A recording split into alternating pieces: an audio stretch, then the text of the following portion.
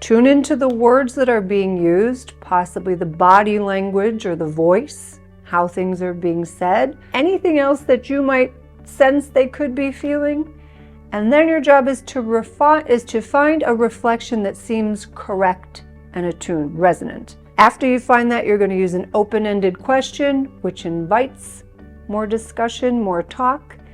And then depending on what they offered, you'd respond back briefly again with more reflection. Now, a couple helpful phrases that might sort of get the ball rolling with that are things like you can say, it seems like, okay, and then whatever you're noticing. You seem happy, you seem sad, you seem disappointed, okay? This must be for you. So you're feeling, or maybe I noticed that, or I'm wondering if, or even something like, is it like, okay? That sort of prompts the reflection. And importantly, when you're using this, you're usually also doing it and at the same time conveying a degree of uncertainty. Because as much as we are trying to attune and might be well attuned, we don't ever really fully know the mind of the other, and we certainly want the other person to know that we're not making assumptions about how they feel. So we're sort of saying it in a way of like, is that right? Am I getting that right? Okay. All right, good. Now let's try to tie all of this together. So why don't we try to use reflection and open-ended or these kind of probing questions together at the same time and see what that looks like.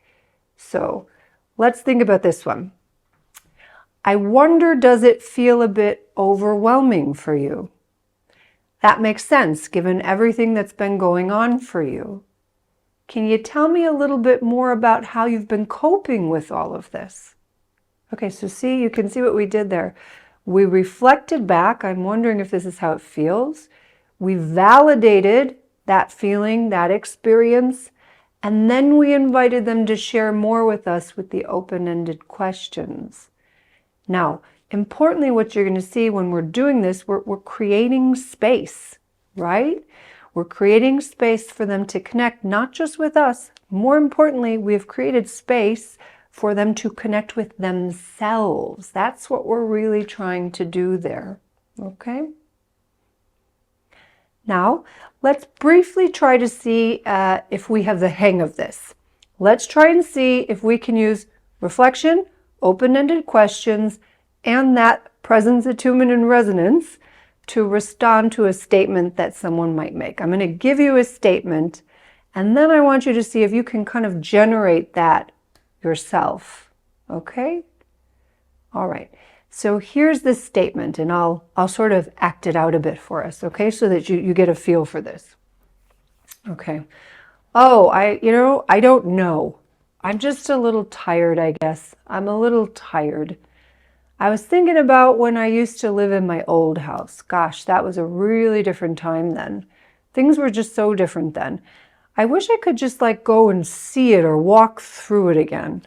It's weird how things can change so dramatically. Okay, so I'm not going to give you any answers on this one, right? But your job is to slow down, tune into the words that are being used, possibly the body language or the voice, how things are being said, right? How this person might be feeling, anything else that you might sense they could be feeling. And then your job is to find a reflection that seems correct and attuned, resonant, right? After you find that, you're going to use an open-ended question, which invites more discussion, more talk. And then depending on what they offered, you'd respond back briefly again with more reflection. All right. Now see how you do with that. Play around with that.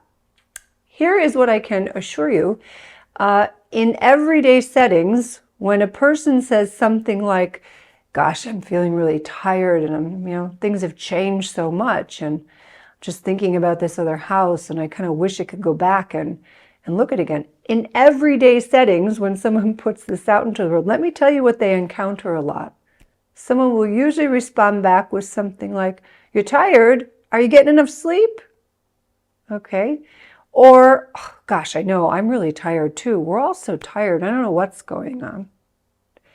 Or, "Well, what's wrong with the house you're in now? Do you like that house?" Okay. All of those, as well-intentioned as they might be, all of those are shutting the person down, trying to fix what they see as a problem, or invalidating, right? Now, there's no judgment on this because we all do this a bit, but we're trying for something better. We're trying for a deeper connection. We're trying to be generous with our listening, to give people space to connect with themselves. So let's really work on slowing down, making real contact, and being generous with our listening, And certainly, if we're reminiscing and bearing witness, we're definitely trying to do this.